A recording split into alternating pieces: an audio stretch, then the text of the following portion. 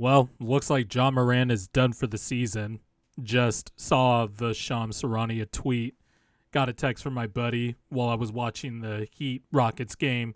Checked Twitter, saw Shams' tweet, and it looks like Ja Morant is done for the season with a labrum tear in his shoulder. And I thought something was weird when Ja Morant showed up in a sling during the Phoenix game over the weekend. But now we know why that was. And it just sucks, man, because I was somebody who was of the opinion that the Grizzlies could make a run at one of the play-in spots now that Ja Morant was back and the Grizzlies had their big three together along with Marcus Smart. It looked like they were figuring stuff out with the ancillary pieces, and this is just shitty. Ja Morant's one of the more exciting players in the NBA. The minute he got back, it looked like he didn't miss a beat. Had a game winner the moment he came back against the Pelicans on national TV. And in the 9 games he played, the Grizzlies were 6-3. Ja Morant averaged 25, 8, and nearly 6 boards a game. And the Grizzlies just looked like a more competent team again. But now I just wonder where the Grizzlies go from here.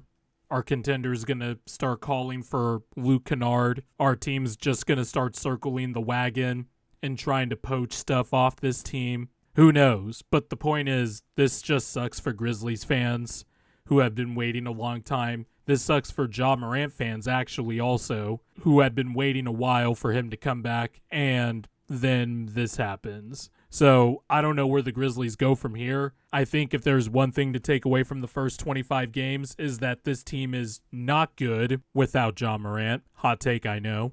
And I guess if you want to point out some unattended side effects, I guess this means Desmond Bane is going back to being the primary guy, once again, the primary ball handler, and he was taking a leap this year at that.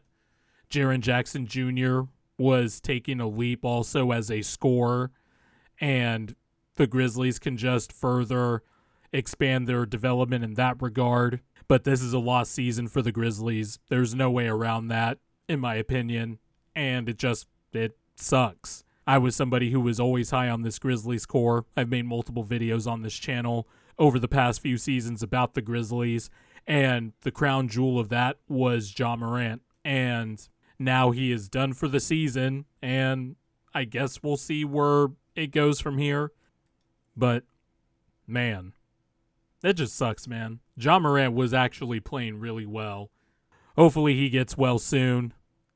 It was good to have him in the league when he was back, and hopefully he can get well for next season so we could tear up the league, because the Grizzlies are obviously a good team with Ja Morant.